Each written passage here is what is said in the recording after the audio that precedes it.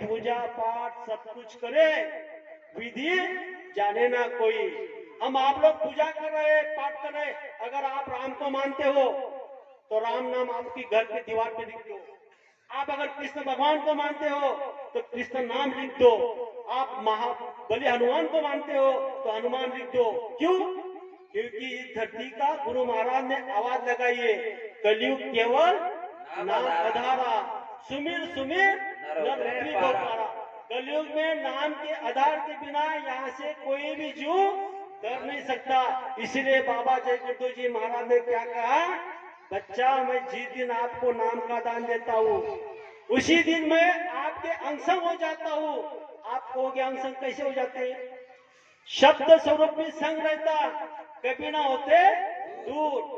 धीरज रखियो चित्त में दिखेगा संत नूर। अरे जिस समय में गुरु महाराज ने नामदान दिया है, हम आपको इस बात को सोच लेना चाहिए। आज तक किसी महात्मा ने जो आवाज नहीं लगाई, वो आवाज बाबा जय गुरुदेव जी महाराज ने इस धरती पर हमारे लिए लगाई। कौन सी? हम आए वही देश से जहाँ तुम्हारा धाम, तुमको तुम्हारे घर पहुँचाना हमारा काम। फिर आगे गुरु महाराज हमको समझा रहे हैं, हम आप लोग निर्मल सत्संगी कब बनेंगे, सच्चा सत्संगी कब बनेंगे? तो आप सचेत होकर सुनो। गुरु महाराज ने अपने मुखारबिंद से, अपने हाथ से, कलम से भविष्य की एक झलक दिखाई दी है। इसके पहले मैं आपको बताना चाहता हूँ, सच्चा सत्संगी कब बनोगे, सच्चे निर्मल सत्संगी कब बनोगे? तो मैं आपको पूछना चाहता हूँ, जब आपका बच्चा रोता है तो आपको दर्द कहाँ होता है?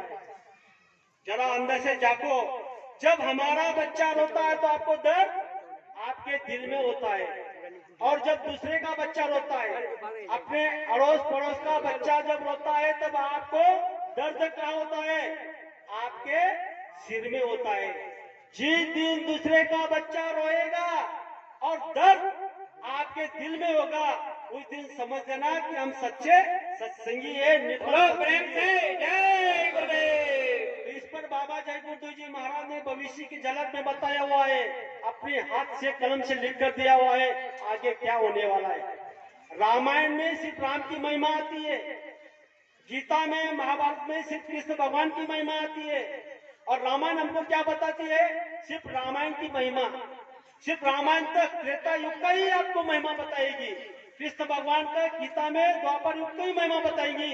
लेकिन आज इस धरती पर बाबा जय गुरुदेव जी महाराज ऐसे महात्मा आए हुए, कल क्या होने वाला है, कल क्या होने वाला है, इसका भविष्यवाणी गुरु महाराज ने आपके मुखारबिंद से बताई हुई है। क्या बताई मालूम है? 1960 के पहले बाबा जय गुरुदेव जी महाराज ने बताया था पूरे मानव जाति के लिए कि आपको आगे आगे समय में रामायण दिखाई जाएगी। फिर गुरु महाराज ने आवाज लगाई कि आपको आगे आगे समय में महाभारत दिखाई जाएगी। उस समय यहाँ के लोगों ने, अपने ही लोगों ने क्या कहा, अरे अरे रामायण तो त्रेता युग में हुई, महाभारत तो द्वापर में हुआ, और बाबा जी कह रहे रामायण दिखाई जाएगी। जब हमारे घर में टेलीविजन आया, उस समय में रामायण दिखाई गई। हमारे घर में टेलीविजन में जब महाभारत दिखाई गई, तब भी हमारे कान में जूं नहीं रूंजी। अरे यहाँ के जिम्मेदार लोगों ने भी ये बात भी कही कि बाबा जय गुरुदेव जी महाराज ने इस बात को बताया था कि रामायण दिखाई जाएगी, महाभारत दिखाई जाएगी। और बाबा जी ने कहा था मन से ठोक के, बच्चा जब रामायण दिखाई जाएगी तब तो इसको मान लेना, इनको महाभारत कभी भी नहीं माना। फिर गुरु महाराज ने और एक भविष्यवाणी की, बच्चा मुर्दा मुर्दा से बोलेगा। अब बोलो, मुर्दा जब मुर्दा से बोलेगा, ये भविष्यवाणी गुरु महाराज ने की। उस समय लोगों ने क्या कहा, समझ नहीं पाए। तो अभी तो समझ जाओ। मोबाइल से जब मोबाइल से बोलता है, अमेरिकन, इंडियन, जो भी देशों में बोलता है, तो हमारे पास क्या है? मोबाइल, मुर्दा। उनके पास क्या होता है? मुर्दा। मुर्दा किससे बोलता है? मुर्दा से बोलता है। फिर भी हम आप लोग अभी भी समझ नहीं पा रहे। फिर भी आगे का ऐसा समय आ रहा है, प्रेमियों आप सचेत होकर सुनो। दर्द अगर किसी के दिल में होगा तो ये सच्चा महात्मा के दिल में। सिर्फ शराबी कबाबी इनके लिए नहीं, सभी मानव जाति के लिए। उनके पहले तो मैं आपको एक बात बता देता हूँ, गुरु महाराज ने पहले भविष्य मानो अपने मुखारबिंद से बताई। देश वालों, एक नया संदेशा सुनो। इस धरती पर सतयुग आने वाला है नहीं वक्त ज्यादा। कुछ ही वर्षों में देश और दुनिया का नक्शा बदलने वाला है जितने पापी ककर्मी अधर्मी लोग इस दुनिया में, उनका नामो निशा भी ना मिटने वाला है।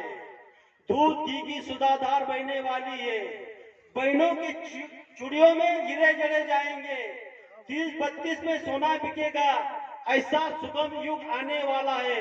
बाबा जय गुरु जी महाराज ने कहा जरा धीरज धरो, नेक करनी करो, वरना कुदरत का थप्पड़ लगने वाला है। जब कुदरत का थप्पड़